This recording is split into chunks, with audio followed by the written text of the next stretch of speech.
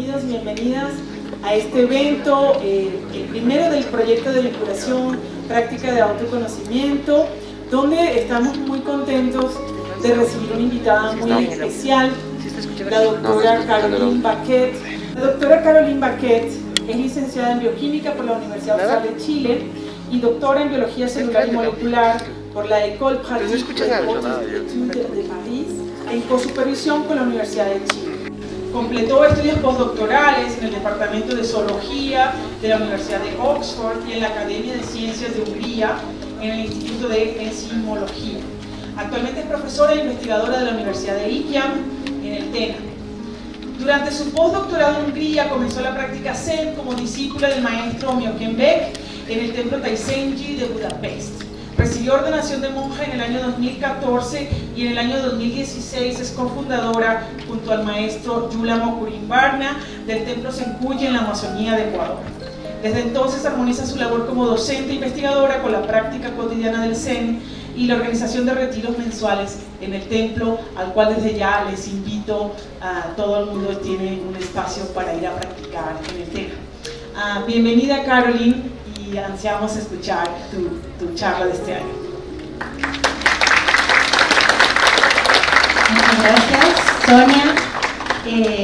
Siempre es un gran honor estar aquí en la Universidad de San Francisco. Muchas gracias por recibirme, muchas gracias, querida Sonia, por organizar cada año esta conferencia que nos une en torno a temas que nos parecen interesantes desde la práctica Zen y la ciencia. El tema de este año es muy amplio y además quiero agradecer a toda la sangha de Senkuyi porque fue un tema que trabajamos de manera colaborativa durante varios meses, haciendo discusiones los viernes, estudiando textos, así que esto es un trabajo también en común, no solo mío. La charla se titula El arte de percibir, viajes sensoriales del Zen a la ciencia contemporánea, porque la percepción es un proceso fundamental para nosotros como humanos. En todo lo que hacemos está involucrado lo que entra por los sentidos. Es lo que vamos a hablar hoy y como es un tema tan amplio, yo les preparé un recorrido que es como un viaje. Pero si de pronto a ustedes se les ocurren preguntas que estén por fuera de lo que yo puse en las diapositivas, siéntanse libres de preguntar o de plantear y hacer sus aportes porque van a enriquecer también la discusión. Quise comenzar con una imagen de una obra de René Magritte que se llama La condición humana. Es una colección de 4 cuadros que tienen el mismo título y que abordan el tema de lo que percibimos, lo real, lo percibido y también un poco la impermanencia dentro de la percepción. ¿Qué es la percepción y cómo surge, por lo menos en nuestro planeta, desde una perspectiva biológica? La vida en el planeta surgió hace más o menos 3.000 millones de años. Eran organismos pequeños, muy simples, bacterias, muy parecidos a las bacterias que tenemos hoy en día, y vivían en el agua. Entonces su relación con el ambiente era química o físico-química, basada en temperaturas, en moléculas de comida, etc. Pero sí tenían una percepción del medio. Luego surgieron criaturas parecidas a las medusas, son invertebrados y tenían un sistema nervioso básico que les permitía también comunicarse con el ambiente para detectar peligros, para detectar la comida, para saber cuándo había luz. Y un poquito después, también en los invertebrados surgieron los primeros ojos. Eran animales que podían ver y eran ojos bastante complejos, estaban compuestos de varias partes. Un poco después, ya cuando vemos el tiburoncito, eso fue un salto cuántico porque los vertebrados ya podían integrar múltiples sentidos: oído, tacto, vista, incluso los tiburones tienen un sentido de la electricidad que nosotros no tenemos, pueden percibir señales eléctricas.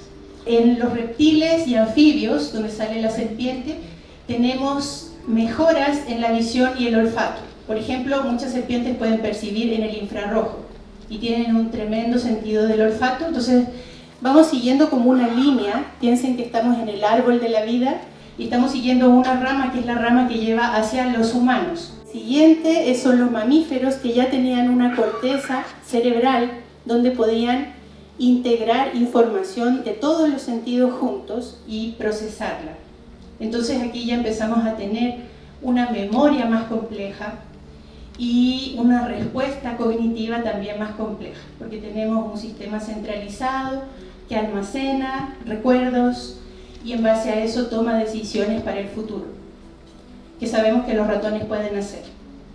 Y luego, hace más o menos 60 millones de años, surgen los primeros primates que ya tienen una compleja estructura social y ya comienzan a tener un tipo de emotividad que luego en los seres humanos se ve magnificada, amplificada, junto con la capacidad de tener una conciencia reflexiva, o sea, pensar en un yo y desarrollar, por ejemplo, cosas como el arte, la ciencia, la religión, la filosofía, que son todas elaboraciones que vienen de nuestro contacto con el mundo. O sea, en principio vienen de los sentidos, pero luego las llevamos más allá. Ahora voy a ir revisando un poquito uno por uno. Esto es sujeto de mucho debate. Hace algunos años, en el 2019, este grupo publicó un artículo científico que habla de que las bacterias son sensibles y conscientes. Eso ha generado tremendas reacciones en el mundo científico, pero ellos luego volvieron a publicar un paper en Nature el año 2023, donde presionan todavía ese punto diciendo que los procariotas, que son las especies más simples, muestran comportamientos de naturaleza cognitiva, incluyendo que pueden aprender, que pueden recordar, que pueden tomar decisiones. Y todo esto sin tener un sistema nervioso, que responden a estímulos de manera adaptativa y que pueden modificar su comportamiento en base a la experiencia previa. Todo esto se pensaba que era exclusivo de animales superiores. Entonces, el verlo en bacterias ha causado fuertes reacciones. Ahora algunos podemos estar de acuerdo, otros podemos estar en desacuerdo, pero creo que es un debate muy interesante, porque lo que este grupo propone es que la conciencia nace con las células, que donde hay una célula va a haber también una conciencia. Y es una propuesta biológica de la conciencia que se opone un poquito a otras teorías que eran como más mecanísticas. Luego pasamos a los invertebrados, que tuvieron una primera expansión de sus sentidos. Los invertebrados significa que no tienen vértebras, ¿ya? Y entre ellos hay muchos, pero yo puse dos ejemplos, la abeja y el pulpo, porque son dos ejemplos que tienen facultades sensoriales extraordinarias. Las abejas, por ejemplo, pueden ver en el ultravioleta, cosa que nosotros no podemos hacer. Y además se comunican entre ellas usando la danza, lo cual tienen una vida social y una estructura social compleja. Obviamente, para comunicarse a través de la danza significa que ellas ven la danza, la interpretan, hay un sentido del ritmo, hay un sentido del movimiento, que también se pensaba que era exclusivo de animales más complejos. Por otro lado, el pulpo, tal vez ustedes saben que los pulpos son tremendamente inteligentes, y sin embargo ellos no tienen un cerebro central. Ellos es como que cada uno de sus brazos es un cerebro, como si tuvieran 8 cerebros.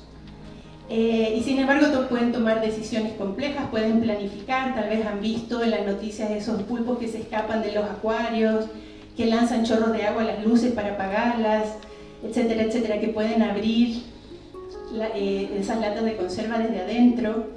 Así que ojo con los pulpos y con los invertebrados, porque a pesar de ser organismos simples, pueden tener comportamientos muy complejos.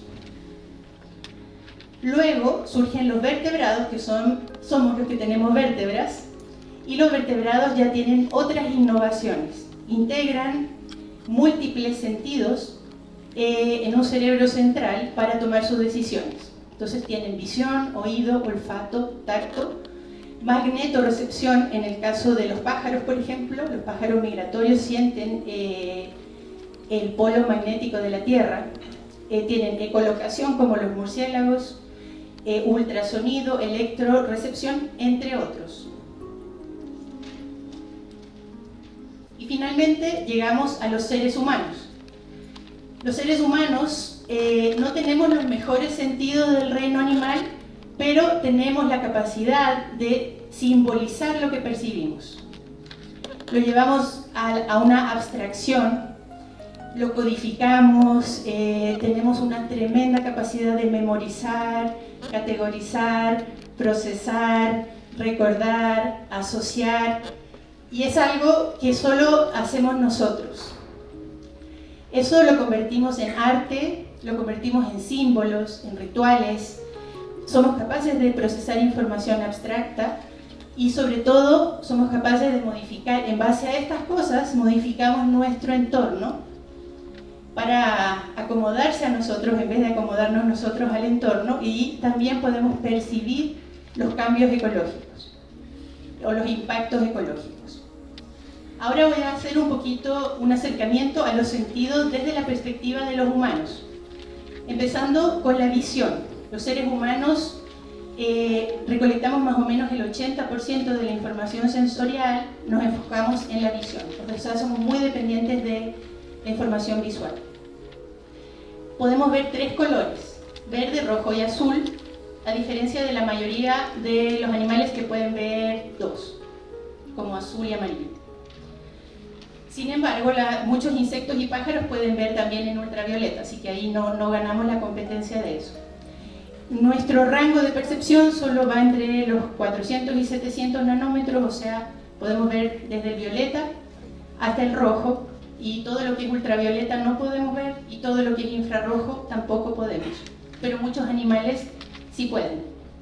Entonces ahí les puse un diagrama de más o menos cómo funciona. La visión es un proceso muy complejo que involucra al ojo, a los receptores que están en el ojo, y luego a los nervios ópticos y centros de visión, centros en el cerebro que recopilan la información, la transforman, la procesan y también proyectan mucho, porque lo que nosotros vemos en realidad tiene muy mala calidad. Nuestro cerebro inventa una gran parte de lo que estamos viendo, es decir, le pone color literalmente. La visión ha sido importante desde los albores de la humanidad. Podemos ver por las cuevas donde vivieron nuestros ancestros que ellos tenían una fuerte memoria visual, porque eran capaces de reproducir los animales que cazaban o las escenas de su vida diaria, pintándolas en las cuevas con mucho detalle. Y eso significa también que ellos le daban mucho valor a esas imágenes para contar sus vidas y para contar lo que les pasaba todos los días. Hasta el día de hoy, cuando vemos el graffiti, la expresión visual sigue siendo muy importante para nosotros como humanos. Expresamos nuestras emociones, también es importante porque mucha parte del marketing funciona a través de lo visual, ¿cierto? De los colores, nos activan emociones, etc. Después tenemos el oído, que también es muy importante porque, por ejemplo, la música nos activa recuerdos. Nuestro oído transforma el aire, básicamente, en señales eléctricas que luego interpretamos como sonidos. Ya esas ondas de sonido pueden tener distintas frecuencias, y ahí ustedes pueden ver los dibujos de distintos animales. Los humanos tampoco tenemos el mejor oído del reino animal. Nuestro rango es más o menos estrecho. Sin embargo, somos capaces de distinguir sonidos muy parecidos, por ejemplo, el oído musical. Entonces, tenemos capacidad de reconocer patrones y de activar muchas emociones a través del oído. Los murciélagos, en cambio, pueden escuchar frecuencias más altas que nosotros, igual que los delfines e incluso los gatos y perros. Y los elefantes tienen la capacidad de oír en el infrasonido, es decir, sonidos con unas frecuencias muy bajas que viajan largas distancias. Igual que las ballenas, que se comunican en el mar por miles de kilómetros, ellas pueden escuchar señales de otras ballenas.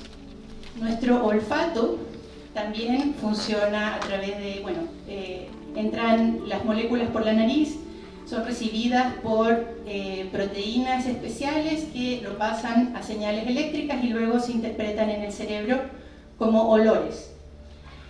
Nosotros tampoco tenemos el mejor olfato del reino animal.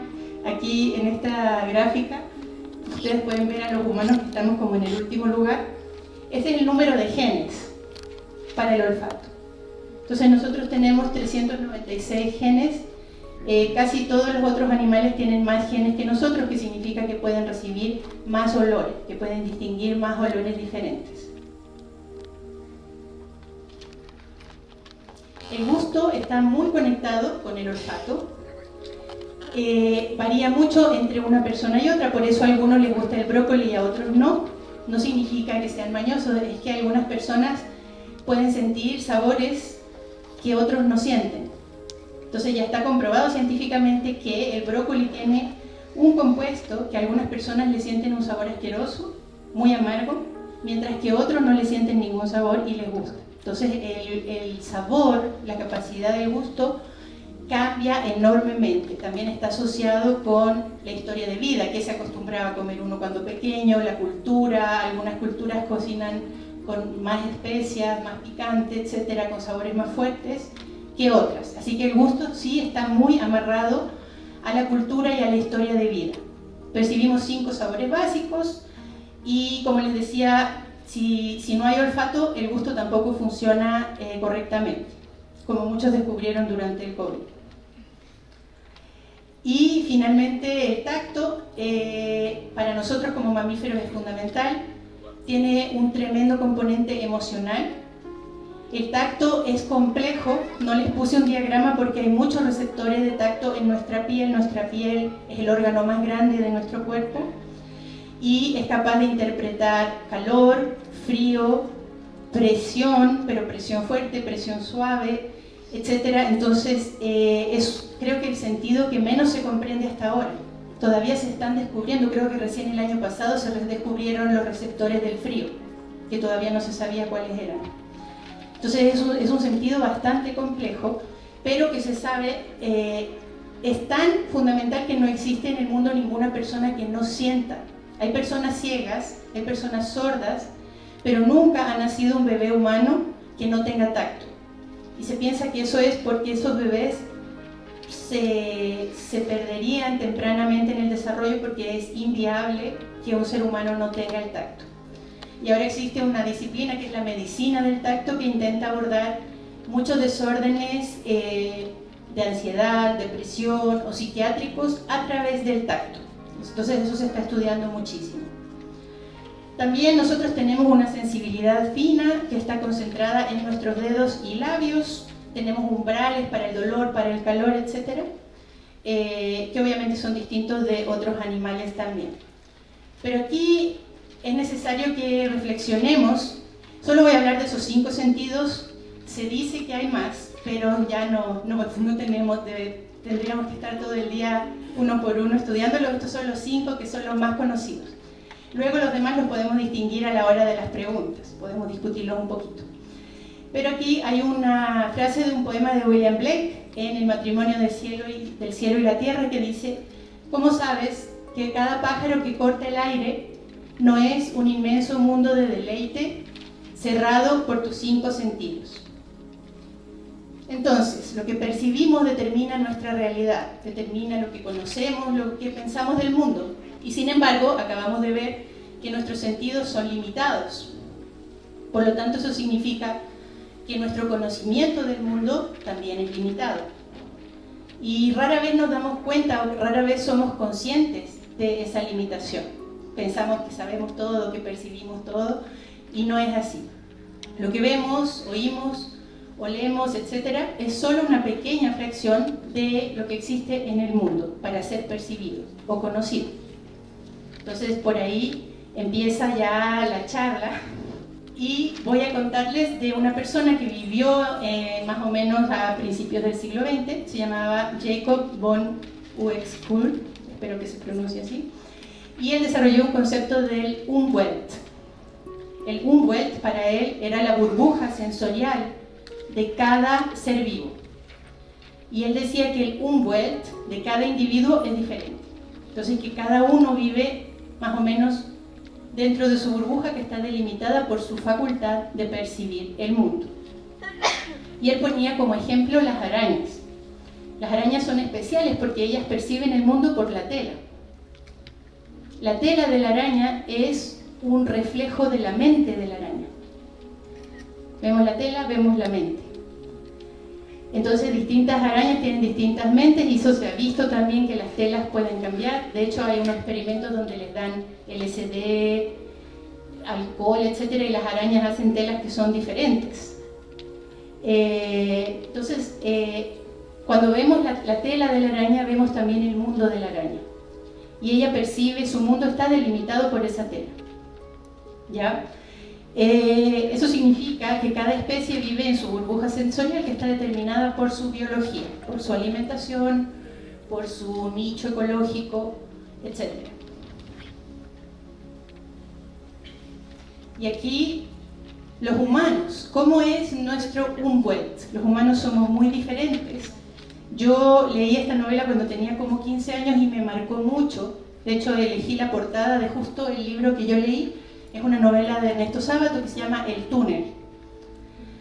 Y en uno de los párrafos del libro aparece esa frase: en todo caso, había solo un túnel oscuro y solitario, el mío. No les voy a hacer spoiler de contarles la novela. Es una novela muy interesante que les recomiendo, pero ahí en esa novela nos muestra cómo la percepción puede volverse un encierro. Porque el personaje central vivía encerrado en su propio túnel, oscuro y solitario. Entonces es oscuro porque implica una visión limitada del mundo y de las cosas. Y es solitario porque la persona está atrapada en su propia interpretación de la realidad. A todos nos ha pasado, en algún momento u otro, ¿verdad? Que estamos tristes y el mundo entero es esa tristeza. Eso significa que nuestra percepción cambia el planeta. Ya, nuestro Umwelt es único porque combina la capacidad de los sentidos con el lenguaje, la cultura y la tecnología, entre otras cosas. Esto nos ha permitido desarrollar el arte, la ciencia, la filosofía, la religión y de esa forma ampliar nuestro mundo hacia lo simbólico y lo trascendente. Hemos hecho que el mundo sea más cómodo para vivir.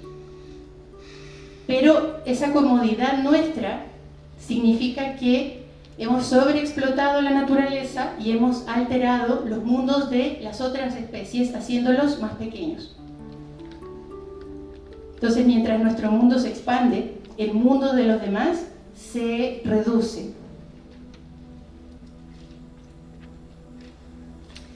Dentro de los relatos que hemos creado como seres humanos para explicar el mundo, hemos intentado explicar el pasado y predecir el futuro.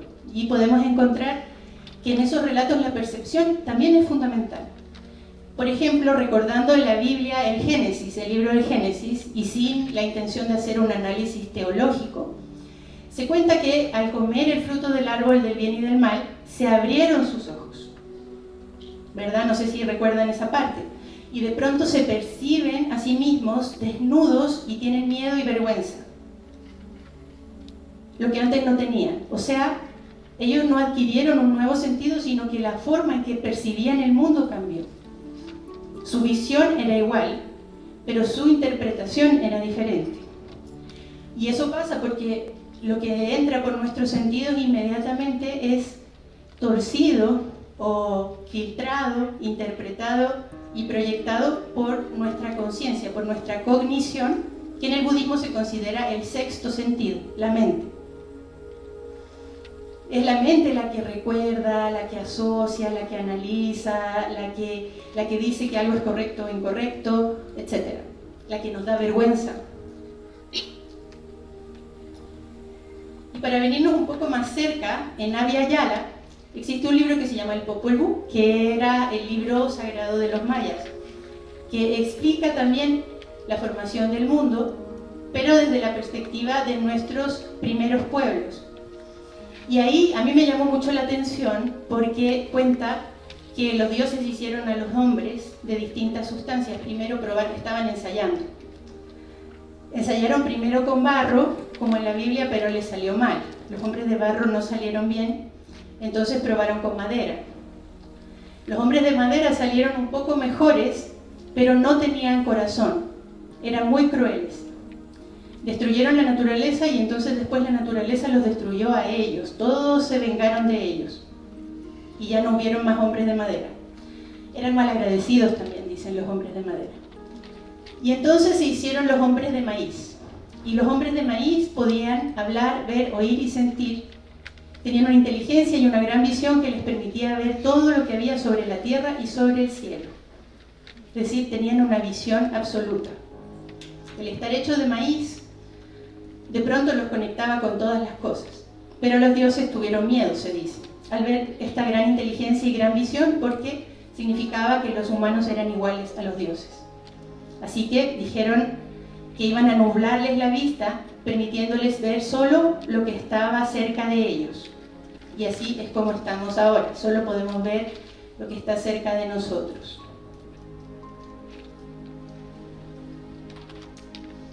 Y vivimos en una paradoja, porque nuestra percepción tiene la capacidad de ampliar nuestro conocimiento del mundo, pero al mismo tiempo reducir el mundo de los demás, como decíamos antes. Por ejemplo, tenemos luz, hacemos que el día dure más, lo aprovechamos más tiempo, vemos tele, leemos libros, trabajamos más tiempo, pero esas mismas luces alteran los ciclos de vida de los pájaros y de los insectos. Los pájaros y los insectos están terriblemente confundidos con nuestras luces, y una de las grandes razones del declive de los insectos y sobre todo las polillas es que ellos se confunden con las luces y se mueren en las luces. Y muchos pájaros también, porque piensan que es de día. Aparte de esa contaminación lumínica, existe por ejemplo en los mares un gran problema, porque los barcos que transportan las cosas que consumimos hacen ruido en el mar con el sonar y alteran los ciclos de vida de las ballenas y los delfines y de otras criaturas que viven en el mar. Entonces nuestra comodidad viene con un costo grande para las demás criaturas que comparten el planeta con nosotros. Es necesario entonces ver más allá de lo evidente. Como nos dice el Principito, lo esencial es invisible para los ojos. Y la verdadera comprensión del mundo requiere una percepción que vaya más allá de lo superficial, reconociendo la interconexión de todas las cosas. Ustedes, los que leyeron el Principito, se acordarán que el Principito todo el tiempo nos daba ese mensaje, ¿verdad? De ver realmente, de ver con el corazón. Pero ¿cómo se hace eso? Y aquí voy a citar a un compatriota del maestro Mokurin. Es un premio Nobel de Medicina, Albert Szent-Györgyi, y él dijo que investigar es ver lo que todos han visto y pensar lo que nadie ha pensado. O sea, nuevamente, no necesitamos tener una supervisión, solo necesitamos abordar las cosas de manera diferente, con el mismo sentido imperfecto que tenemos, transformarlo para pensar de la manera en que nadie ha pensado hasta ahora. ¿Quiénes han hecho esto? Bueno, un ejemplo, por ejemplo, es el Buda histórico, o el Buda Shakyamuni, hizo exactamente eso. El Buda era un ser humano como todos los demás, que tenía la misma visión que todos los demás. Él percibía lo mismo con sus sentidos. Pero él veía, él pensaba lo que nadie había pensado hasta ese momento, y eso cambió todo. Eso cambió toda la historia. Él se sentó bajo el árbol de Bodhi y giró la mirada hacia el interior y llegó a la conclusión de que la percepción distorsionada que tenemos viene de la ignorancia. Bueno, llegó a muchas conclusiones, pero esa es una de ellas. Y él dijo: yo, junto con todos los seres y la gran tierra, simultáneamente alcanzamos el camino. Aquí podemos ver un contraste con el túnel de Sábato. Él no dice había solo un túnel solitario y único y oscuro. Él dice: estoy junto a todos los seres y juntos hemos alcanzado el camino. Y en lugar de ver un túnel oscuro, él veía la luz de la estrella de la mañana, que lo sacaba de ese túnel. Es decir, ese túnel era una ilusión. Y dispersar esa ilusión es encontrar la conexión con todas las cosas. El Buda Shakyamuni no se quedó ahí. Él procedió entonces a transmitir ese conocimiento a otros. Y ese conocimiento se ha transmitido hasta nuestros días directamente siempre de maestro a discípulo. No a través de libros ni videos de YouTube, sino a través de la práctica y la exploración, la investigación con el cuerpo, directamente, en primera persona. Entonces, una de las cosas que el Buda enseñó inmediatamente después de haberse sentado bajo el árbol de Bodhi fue los 4 sellos del Dharma, es decir, son características universales de todas las cosas que existen. Primero, la impermanencia. Todas las cosas cambian constantemente, nada permanece igual. Segundo, la interdependencia. Todas las cosas están conectadas unas con otras. No hay nadie que exista en solitario o en aislamiento. Dependen unas de otras.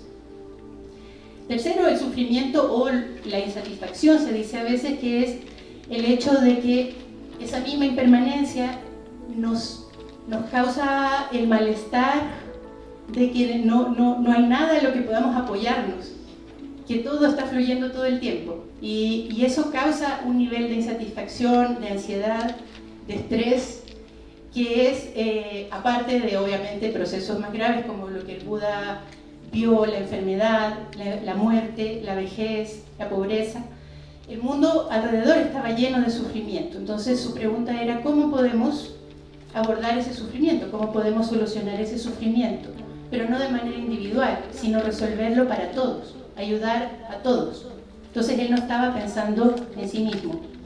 Pero su búsqueda de esa solución al sufrimiento es, o la posibilidad de trascender ese sufrimiento, es el nirvana, que no queda en otro lugar, sino que queda aquí y ahora, cuando podemos cambiar la mirada y ver las cosas de otra manera.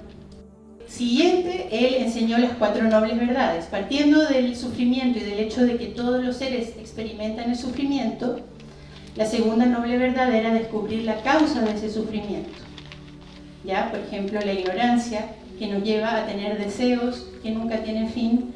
Los 3 venenos, que son la ira, la ignorancia de partida, luego la codicia, la ira, y el saber que eso podemos poner fin a eso, y entonces puede haber una solución al sufrimiento, que es nirvana. Y la cuarta noble verdad es el método, el camino a nirvana, que es el óctuple noble sendero. El óctuple noble sendero consiste de 8 elementos que son acciones correctas. Dentro de ellas todas se contienen entre todas, no tienen un orden que empiece del 1 al 8, todas coexisten, pero podemos ver que tenemos la visión correcta dentro del óctuple noble sendero. Entonces la visión correcta es algo muy importante. La visión correcta, la atención correcta, forman parte de la percepción, están dentro del reino de la percepción, y también el pensamiento correcto. Luego vienen acciones que vienen a partir de esa percepción, pero digamos, el óctuple noble sendero involucra nuestros sentidos también, es decir, entrenar a nuestros sentidos para percibir correctamente la realidad. Y como les decía, el Buda Shakyamuni transmitió su práctica a sus discípulos, entre los cuales tenemos el ejemplo de Avalokiteshvara, que también se conoce como Kuan Yin o Kannon, que era el bodhisattva de la compasión. Y se cuenta en el Surangama Sutra que, Avalokiteshvara explica que él alcanzó la iluminación girando el sentido del oído. A él se le llama el bodhisattva que oye los gritos del mundo. Se dice que él oye todos los lamentos, que tiene, si ustedes pueden ver ahí, tiene muchas cabezas, porque todas esas cabezas son para escucharte mejor, le ayudan a oír los lamentos del mundo, pero también tiene muchas manos. Normalmente se dice que él tiene 1000 manos, él o ella, porque varía, 1000 manos para ayudar. Él, al girar el oído, es decir, no seguir los sonidos, sino girar el sentido del oído hacia el interior, iluminar la conciencia que oye, despertó, y al despertar, él giró también la energía hacia ayudar a otros. Su voluntad y su voto de ayudar a todos los seres, y él nunca ha dejado de ayudar a todos los seres. Entonces él transformó esa percepción egocéntrica en una percepción de bodhisattva, que nunca deja de ayudar a los seres, alcanzar el despertar, y que nunca va a llegar a nirvana mientras haya un ser que todavía necesite ser ayudado. Después, otro ejemplo importante es Nagarjuna, que vivió en el siglo II y que continuó la enseñanza de los discursos del Buda, dándole, obviamente la enseñanza era la fundamental, mantuvo toda la autenticidad, pero él le agregó un elemento, que son las dos verdades. Él hizo la descripción de las dos verdades, la verdad absoluta y la verdad relativa, como parte de nuestra vida cotidiana. Es decir, en todo lo que experimentamos está siempre la verdad relativa o convencional, que son las cosas que tienen forma, las cosas que tienen bueno o malo, correcto o incorrecto, la forma en que funcionamos, y la verdad absoluta, que está más allá de eso, la verdad trascendente, la verdad que es grande, que ilumina todo y donde no hay más distinciones. Pero esas verdades no se oponen entre sí, sino que son absolutamente complementarias y funcionan juntas, en armonía, todo el tiempo. Es decir, en todo lo que hacemos aquí y ahora están presentes la verdad absoluta y la verdad relativa. Por ejemplo, si alguien ensucia el dojo, alguien bota una basura dentro del dojo, normalmente la regla es que eso no se debe hacer, ¿verdad? Y desde una perspectiva relativa, esa persona tiene que ir y recoger lo que ensució. Pero esa persona, y nos pasa mucho también, que dicen, no, pero no hay nada que ensucie, nadie que ensucie, nada que es ensuciado, la basura no es sucia, etcétera. No hay suciedad, no hay ausencia de suciedad, no hay limpieza, no hay ausencia de limpieza. Ok. La verdad absoluta, claramente, no hay basura, no hay alguien que ensucia, no hay suciedad, si eso es cierto. Pero en la verdad relativa en la que funcionamos, sí hay basura, sí hay normas que se deben seguir y la persona que ensució tiene que recoger lo que ensució. De la misma forma, si abordamos, por ejemplo, la crisis ecológica del planeta, también podemos decir no hay planeta, no hay calentamiento global, no hay extinción masiva de animales, no hay nadie que extinga, no hay nadie que muera. Desde el punto de vista absoluto, eso sí es cierto, pero en el relativo vivimos en un mundo que está en crisis. Por eso siempre tenemos que funcionar desde las dos verdades. No podemos estancarnos en ninguna de las dos, en ninguno de los dos lados. Luego, en el siglo IV, hay una escuela filosófica muy importante que aborda el estudio de la realidad de una manera muy metódica y describe la realidad como una construcción de la conciencia, de una forma muy similar a las teorías actuales que hay en neurobiología, en fenomenología. O sea, la teoría del Yogacara, la escuela del Yogacara es completamente actual en lo que planteaba, que era básicamente que todo lo que experimentamos como realidad ocurre en el espacio de la mente. Es decir, decía, todo es mente. Y nos dice que la percepción no refleja un mundo externo que sea independiente, sino que esa percepción siempre surge a partir de 8 cosas, las 8 conciencias. Primero están los 6 sentidos que acabamos de nombrar: vista, oído, olfato, gusto, tacto y mente, porque en el budismo se considera la mente como 6º sentido. Después viene la 7ª conciencia, es la conciencia manas, que es la conciencia autorreflexiva, es decir, del yo. El autoamor, el yo, ese es el manas, lo que me trae las cosas hacia mí. Y luego está la conciencia alaya o conciencia almacén, que es una conciencia compartida con todos los seres, donde se encuentran todas las semillas de todo el karma de todos. Ahí se supone que está todo lo que existe para absolutamente todos los seres. Y esas 8 cosas conforman la estructura de la realidad. Entonces la realidad en el Yogacara siempre es algo fluido, que cambia momento a momento, que depende de nuestro karma, no solo del individual, sino también del colectivo, y que depende de lo que estamos percibiendo en cada momento. Pero eso significa que la realidad, según el Yogacara, se puede cambiar en todo momento. Porque el karma se puede cambiar, la percepción ya vimos que se puede cambiar, que se puede girar y podemos transformar cada sentido en una puerta para el despertar. Retomando un poco lo de las dos verdades, un maestro muy importante chino, el tercer patriarca chino después de Bodhidharma era Kanchi Sosan, y él escribió Shinji Mei, que es el poema de la fe en el espíritu. Es un poema largo, pero en uno de sus fragmentos dice: si abrazamos únicamente la existencia, perdemos la vacuidad.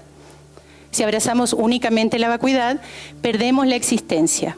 Aunque nuestras palabras sean justas, aunque nuestros pensamientos sean exactos, esto aún no es la verdad. Aquí nos está hablando de las dos verdades que decíamos antes, ¿verdad? Si nos apegamos al relativo, perdemos el absoluto. Si nos apegamos al absoluto, perdemos al relativo. No importa lo que estemos percibiendo en cualquier momento, aunque sea exacto y correcto, todavía no es la verdad. Y ahí el maestro Dogen tiene una metáfora que a mí me gusta mucho. Él dice que lo que nosotros percibimos en un momento dado del tiempo es como mirar el cielo a través de un pedazo de bambú. No es falso, lo que vemos y experimentamos no es falso, es parcial. Es solo una parte de lo que hay. Y eso a veces lo perdemos de vista. Y hablando del maestro Dogen, y ya para ir cerrando, el maestro Dogen habló muchísimo de la percepción y de los sentidos. Él constantemente nos invitaba a cuestionarnos lo que estamos percibiendo, haciendo un llamado a empatizar con otras criaturas. Por ejemplo, si miramos el agua, él decía: tú la ves como agua, pero un dragón la ve como su casa. Para un pez es su casa, etcétera. Entonces él siempre nos llamaba a pensar como si fuéramos el otro. Él decía: tienes que ver este lado desde ese lado y ese lado desde este lado, ponernos en el lugar de los demás. Salir de nuestra visión autocentrada, salir de nuestras propias categorías para visitar el lugar del otro. Y un fragmento que yo elegí para el día de hoy, a pesar que había muchos, es un fragmento del Sutra de las Montañas y las Aguas, donde él dice: estas montañas y aguas del presente son la expresión de los antiguos Budas. Cada una, residiendo en su propio estado del Dharma, realiza virtudes inmensas. Yo volví a esto porque ahí él habla del mundo natural, y nuestra percepción del mundo natural es en sí misma una forma de contacto con la enseñanza de Buda. En todo momento, el sutra, nuestro koan, es el mundo tal cual es, aquí y ahora. No necesitamos buscar libros complicados, antiguos. El sutra de la existencia es lo que está pasando exactamente aquí. Al observar con atención, cada fenómeno se convierte en una oportunidad de despertar. En cada momento tenemos la oportunidad de despertar. Y cada nuevo momento es otra oportunidad de despertar, con lo que sea que nos encontremos. Y esto no se hace por arte de magia. Todos estos maestros, todo este linaje de herederos de la práctica y del despertar del Buda Shakyamuni, repitieron una y otra vez una misma práctica. Repitieron una exploración de la realidad que es bastante simple, pero que es inevitable si vamos a hacer esta investigación. Y esa exploración de la realidad se realiza en el Zen a través de Zazen. El Zen es muy simple, no se complica demasiado ni con muchas palabras ni con muchos textos, a pesar de que hay palabras y textos, pero el Zen es Zazen. Y la investigación de la realidad que realizó el Buda Shakyamuni era Zazen. Eso es lo que hacemos todos los días y lo repetimos una y otra vez, y eso es lo que nos ayuda a percibir la realidad, a girar los sentidos y girar la conciencia. Los invito a que lo prueben. Nuestra querida Sonia va a estar abriendo un espacio aquí en la Universidad de San Francisco. Andrés Nieto es el monje responsable por el dojo acá en Quito, que está en la Floresta. Los días domingos y jueves hay Zazen. Todos están súper invitados a unirse, a experimentar eso, a través de sus sentidos y su mente y su cuerpo en primera persona. Les agradezco mucho su atención y cualquier pregunta que tengan voy a estar contenta de responder.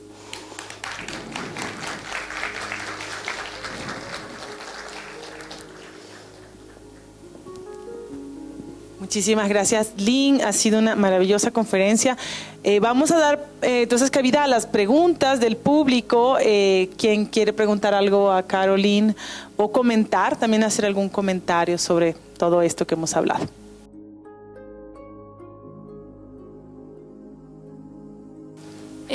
Bueno, primero déjame decirte que me encantó la charla. Se me acaba de ir el tiempo súper rápido, la verdad no percibí que pasó casi una hora, fue increíble. Yo más que nada tenía una pregunta y era, ¿tú crees que tal vez la verdadera ayuda viene de alguien que ya ha encontrado como la iluminación, ¿no? A ver, no voy a decir un valor por sobre otra, pero como en todas las disciplinas existe una enseñanza directa. Por ejemplo, si tú quieres ser médico, tú aprendes con un médico. Es decir, quieres operar un apéndice, le pides a alguien que sepa que te enseñe, porque si no vas a hacer más daño que bien. Si quieres aprender a nadar, le pides a una persona que sabe nadar, que te enseñe, porque yo no te podría enseñar, por ejemplo, a nadar. En el Zen también se aprende, aprendes la postura, por ejemplo. La postura no es rocket science, pero es una postura precisa. La disciplina, por ejemplo, del no moverse, cómo comportarte en el dojo, cómo ir más allá de ti misma, de tus preferencias. Solo necesitas ser una persona que tiene una cierta experiencia haciendo eso por un tiempo relativamente largo para que su práctica sea estable y que te pueda enseñar correctamente, sin defectos. Eso sería. Y obviamente también cuando ya las personas entran seriamente en la práctica, la relación con un maestro es imprescindible porque nunca ha sido transmitido sin pasar por un maestro. Desde el Buda hasta nuestros días siempre era de maestro a discípulo. Entonces ahí sí, si se quiere practicar con seriedad, hay que buscar a un maestro y contactarse con él. Hola, ¿qué tal? Mi pregunta es si cuando llegas a alcanzar el despertar o la iluminación, también, o sea, ¿puedes tener forma humana o hay una transformación también física o material sobre esa iluminación? A ver, no creo que el despertar sea privilegio de los humanos, pero se dice que solo los humanos pueden practicar la vía del Buda. Solo con la forma humana puedes practicar esta postura y este camino. Ahora también otros seres han experimentado el despertar. Dentro de la mitología budista se habla de muchos seres que han alcanzado el despertar de distintas maneras. Pero en el mundo de los humanos esta es la entrada. Sí. O sea, no me quedó claro, pero digamos, si yo llego a la iluminación eterna, sí puedo seguir siendo un humano. O sea, no es como que hay una transformación como, no es que me vuelvo luz, no es que hay una transformación de materia en ese sentido. Ya, no, se dice que justamente los bodhisattvas vuelven a ser humanos una y otra vez por decisión propia, para seguir ayudando a los seres. Entonces, es como que llega un momento en el que tú puedes elegir. Muchas veces cuando estás todavía en el círculo de muerte y renacimiento no eliges. Tú renaces, se supone, sin tener nada que decir al respecto. En el momento, digamos, un bodhisattva despierto puede elegir volver para realizar esa labor de bodhisattva. Gracias. Pero yo creo que ya se refería también en el momento de la iluminación, es que no se convierte en otro ser, en otra energía, sino que sigue siendo humano, teniendo, digamos, más conciencia o más, o sea, sabiduría. Claro, sí, tampoco es un estado permanente, no, o sea, despiertas y luego... Despiertas por ratos y vuelves a la ignorancia y a lo mejor despiertas por más rato y cada vez te dura más rato. Exacto. El estar despierto. Ajá. Algo así. Ok, por aquí hay otras preguntas. O sea, yo quisiera como ponerte un poco en sueño, ¿no? ¿Cómo podemos nosotros imaginar un mundo en el que la percepción general sea nirvana? Soñando un poco, ¿cómo tú te imaginas en donde la percepción general, en un mundo en donde la percepción general sea nirvana? Bueno, en la cosmovisión budista hay muchos mundos. No solo este, es como el universo de Spider-Man, el multiverso. Entonces se habla de mundos donde hay budas gigantes, se habla de mundos donde hay seres súper pequeños. Existen mundos infinitos, con todas las posibilidades que tú me estás diciendo. Entonces hay un mundo donde pasa lo que tú dices.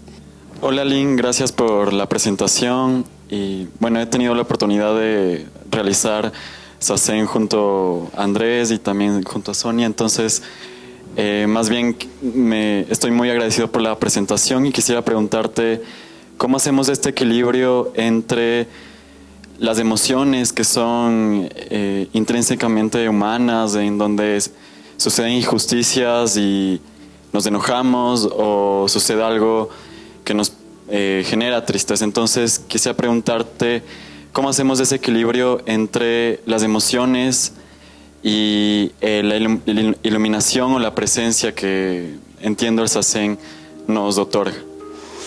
Ok. Bueno, las emociones surgen una vez que tú has percibido algo, ¿verdad? Entonces vienen de la percepción, necesariamente.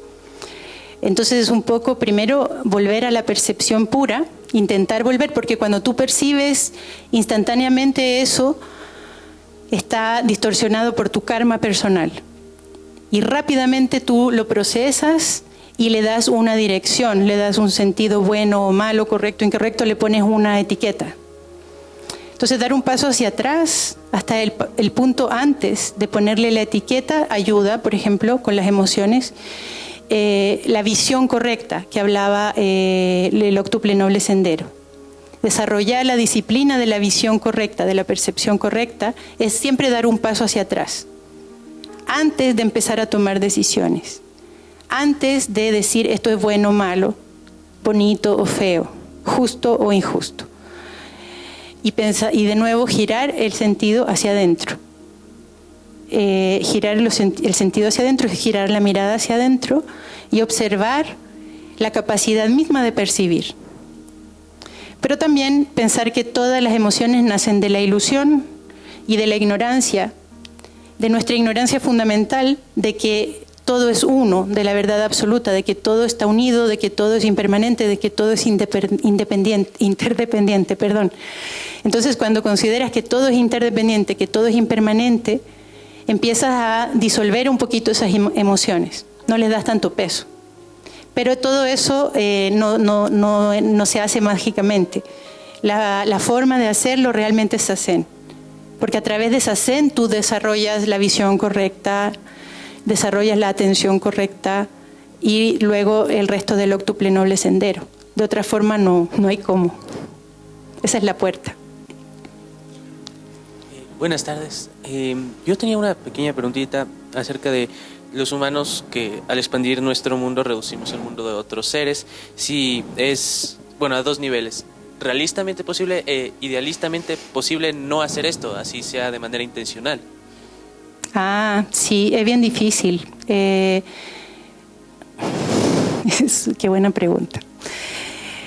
Nosotros al caminar ya matamos a un montón de seres sin darnos cuenta. Al comer afectamos nuestra existencia, pero la existencia de todos afecta la existencia de todo lo demás. Eso también lo describen en el Surangama Sutra, que básicamente el mundo es seres que se comen unos a otros, porque el deseo hace que tengas hambre y necesidad de nutrirte, y todos tenemos ese deseo, es intrínseco a la vida. Entonces es imposible vivir sin afectar a otros.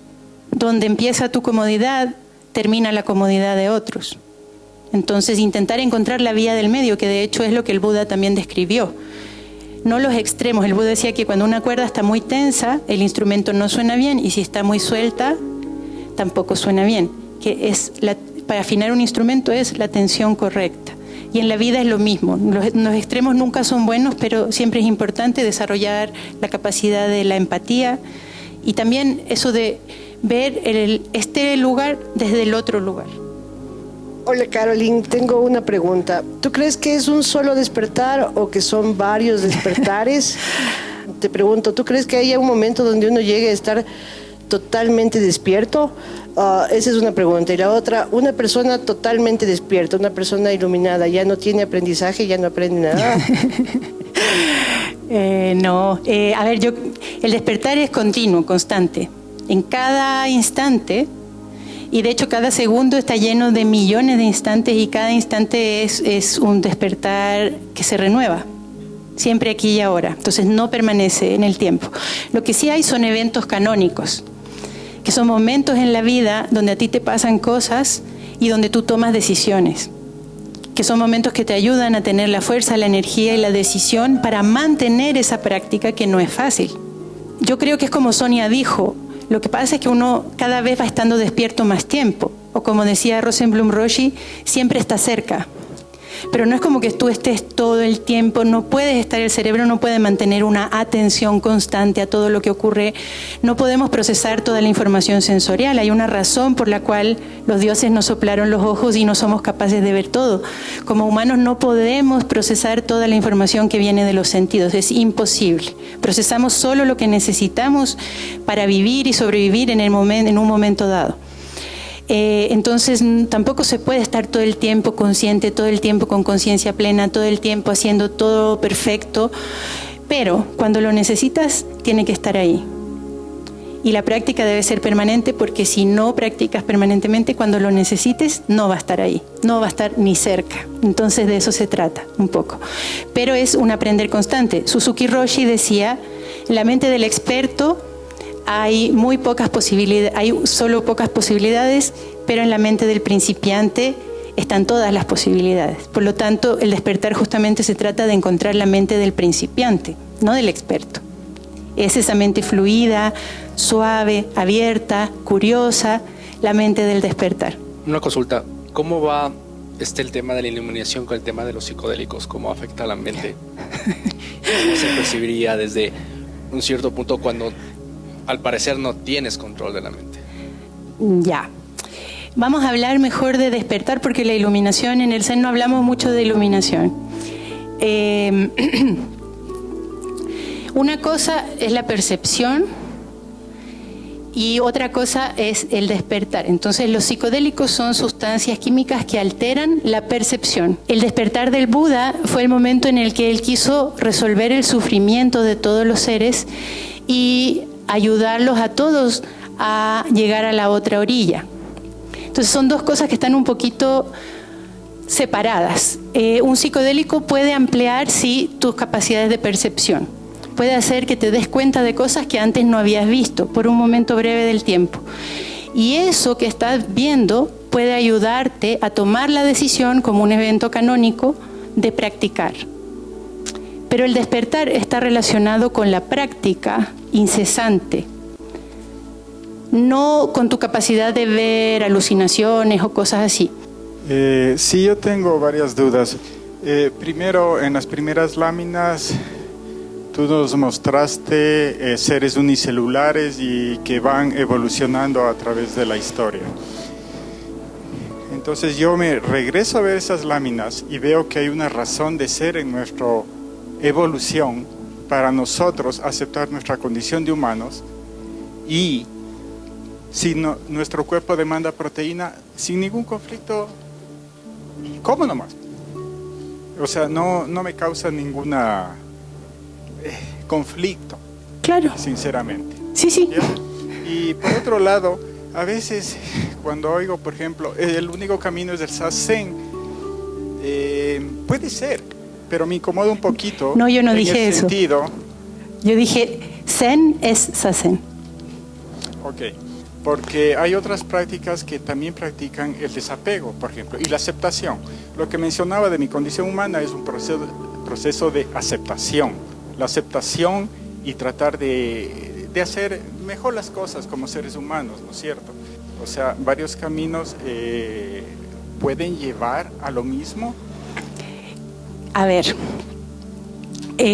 yo solo puedo seguir un camino, pero yo no dije que Zazen es el único camino.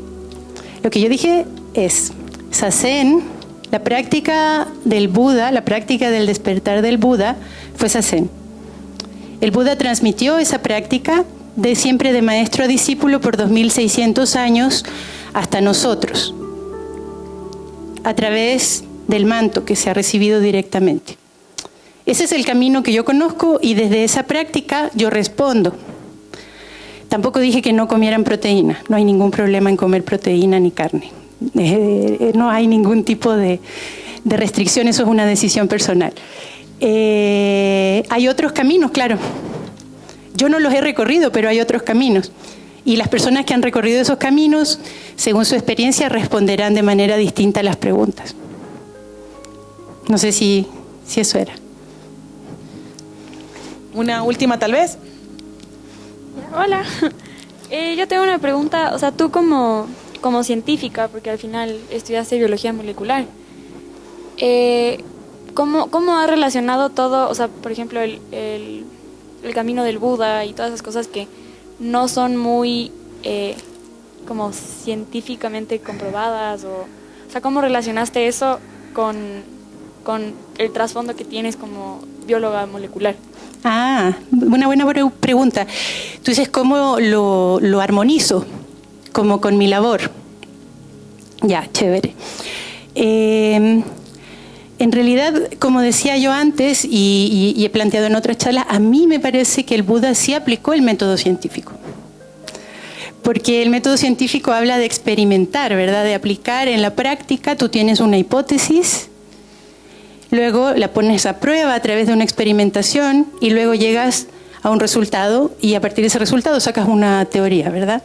Ya, te voy a comentar cómo veo yo que el Buda aplicó ese método. El Buda tenía una hipótesis, que es que el sufrimiento puede cesar, que hay una solución para el sufrimiento, esa es la hipótesis. Él lo puso a prueba, sentándose bajo el árbol de Bodhi y desarrollando esta práctica. Y le funcionó, porque él obtuvo como resultado las conclusiones que yo les mostré y además todo ese método del óctuple noble sendero. Entonces él digamos que confirmó su teoría y luego traspasó ese conocimiento a sus discípulos de la misma forma que en la ciencia yo entreno, por ejemplo, a mis tesistas, que es una forma súper parecida. Porque tú traspasas no solo un conocimiento práctico de cómo pipetear o de cómo hacer los experimentos, sino también hay detrás una visión del mundo, una pasión, una apreciación estética de lo que haces, una curiosidad, una alegría y un aspecto ético importante. Todas esas cosas se le traspasan a un tesista, por ejemplo, o a un estudiante de uno de mis cursos. Y de esa manera a mí ya me cuesta ver una diferencia entre mi práctica como monja, recibiendo personas en el templo y enseñándoles cómo cocinar, cómo limpiar los baños, cómo sentarse, a mi práctica en la universidad, enseñándole a los chicos cómo hacer ciencia para tener un mundo mejor. No se trata solo de estudiar las bacterias, sino hay un aspecto ético detrás de la ciencia en la que el científico tiene la responsabilidad de aplicar ese conocimiento para mejorar la vida de otros y no solo la vida de otros seres humanos, sino la vida del planeta. Ahí yo veo que un bodhisattva y un científico pueden caminar, en mi caso es un mismo camino y no hay discordancias, no hay contradicciones ahí. Porque no hay nada, el budismo zen realmente va a la esencia, va a la fuente. No se distrae mucho con explicaciones del mundo. No intenta explicar cómo se formó la tierra o de qué están hechos los hombres, si de maíz o de barro, no va para allá. Es aquí y ahora, cómo resolvemos esto aquí y ahora. Y en ese sentido se parece mucho a la ciencia.